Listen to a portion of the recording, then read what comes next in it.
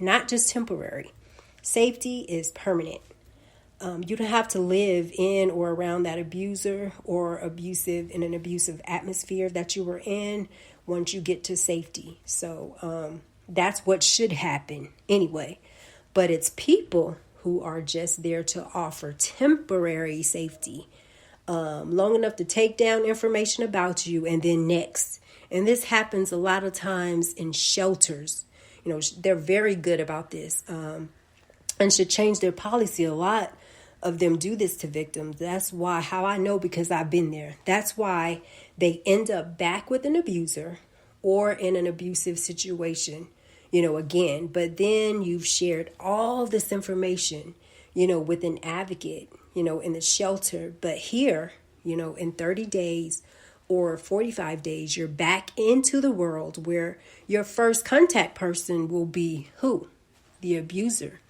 So you have to, if safety for you is a shelter, you want to make sure that,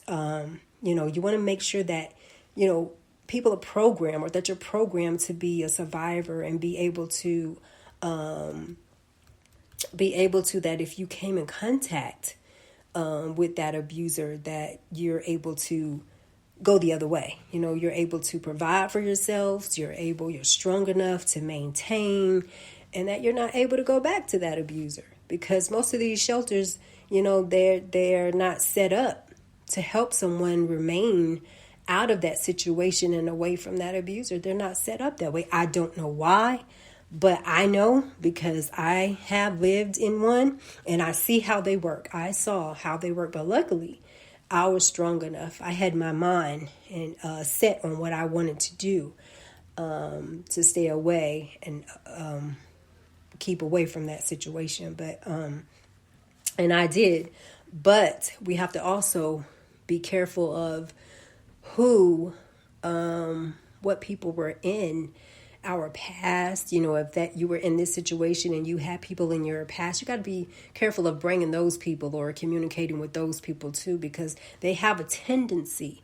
I don't know, it could be, they could be knowingly doing it or not, but they may have the tendency to want to take you back to what you just got yourself out of. So that's why you have to be careful also with who you communicate with today that you were communicating with in your past.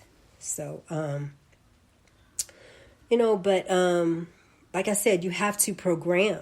You got to program people. These shelters, they need to program people to be survivors and be able to provide for themselves, be strong enough to maintain and not go back to the abuser. But because, like I said, it's not set up this way. So we still have some victims that are still being victimized today. And who is the victim around? Victim blaming people. And it's wrong. It's very wrong. If you're not in communication, with people who are positive and who want to help you out of this situation and make sure that you're out of that situation and you are not returning to that situation, it could be really rough. It could be rough for you. If you won't hurt yourself, for example, if you won't take food from your mouth, why should you take it from another person?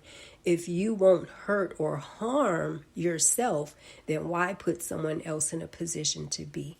This is what, you're doing when you're victim blaming. When victim blaming goes into victimizing, this is what a victim could be facing with. Victimizing becomes a whole different level from victim blaming. But victim blaming, when it goes into victimizing, a person this is what they could experience. It's more like, heading into a whole nother tactic. But if you don't know the situation and you only know what you've heard from someone, say about the victim, but you didn't speak to the victim when they, when you was talking to whoever, because a lot of people react on what they hear or heard from someone rather than reacted on facts. They don't react on facts. So they would rather, react on what they heard from someone. But why voice your opinion if you haven't spoken to the victim and you don't know, because victim blaming people or abusers don't want the victim to be strong.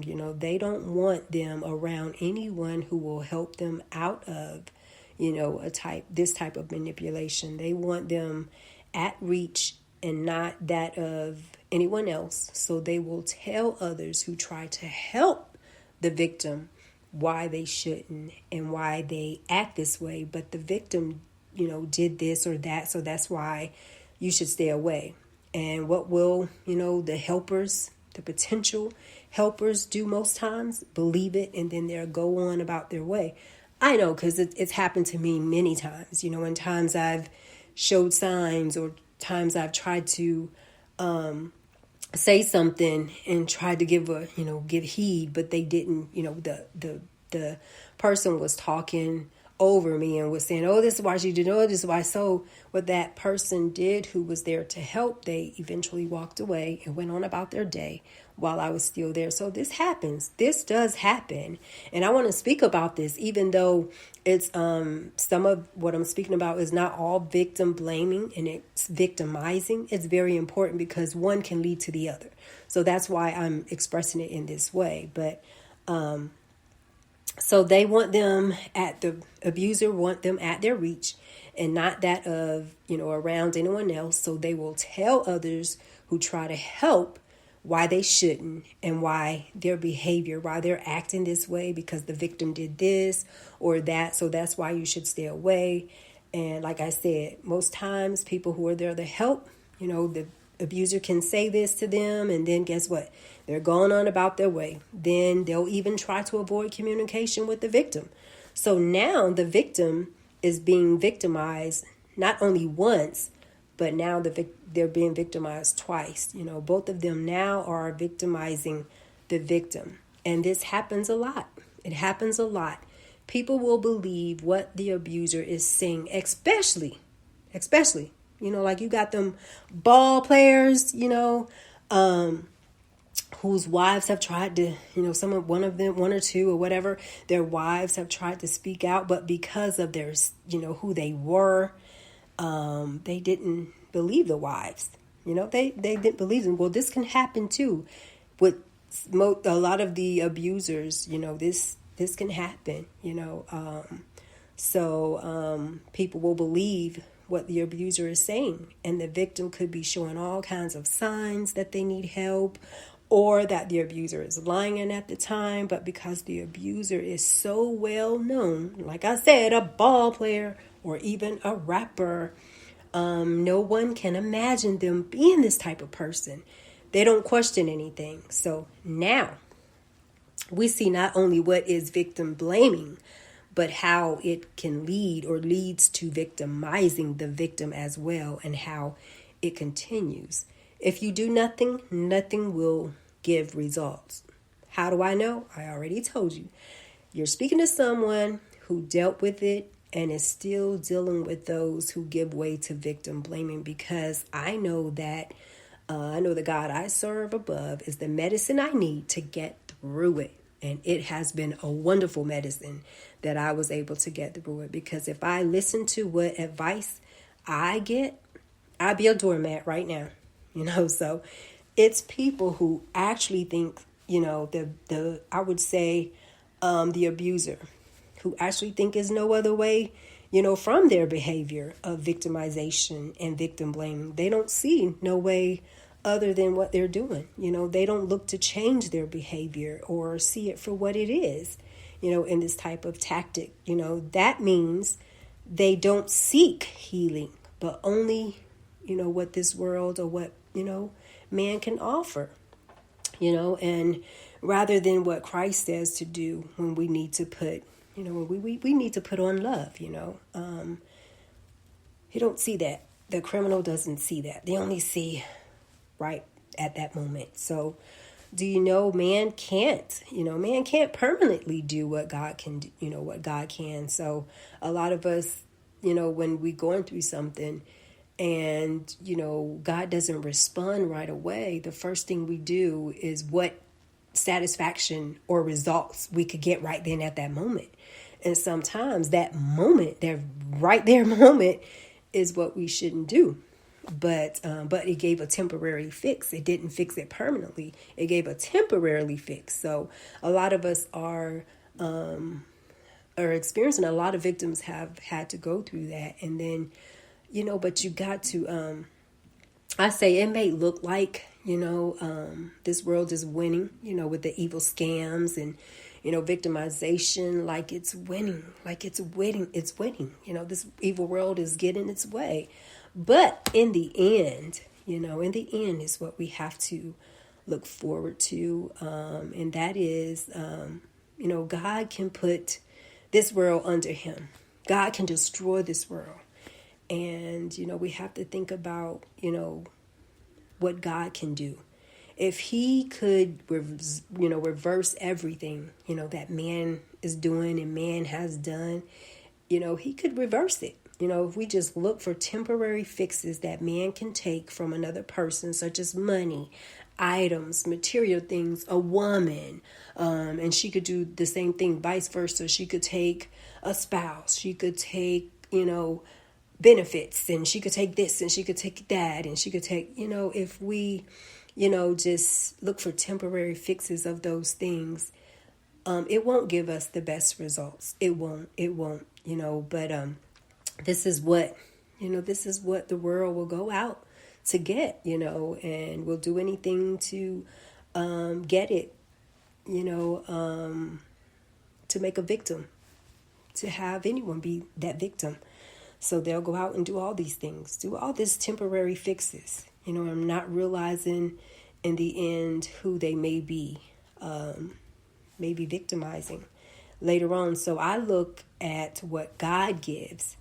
And what God gives, it will never be taken, no matter how many scams or evil plans to victimize criminals, may do, what they plans or whatever they may have, try to do in this world, that God has the final say. In the end, he has the final say, and he only can provide blessings that are ours for eternity. Including seeing a person being healed from this type of manipulation, So that's how I think. That's how I think every day. Even I just had a visit from my daughter, and my daughter is totally the opposite from me. She's young, and she's a mother, and her the way her and I think is totally opposite. But I always tell her, temporary fixes it's not the solution. You may get a temporary fix at that moment. You may get that solution. You might think that, hey, I need money, so I'm going to go do this and do this and do this and get this money. But then it's only a temporary fix. But you got to think about in the long run. You have to think about, you want a permanent fix, and you want that permanent fix to be, you want it to be legal. You don't want it to be illegal, because then you may have that temporary fix and it may not have come to you in the correct way or the right way.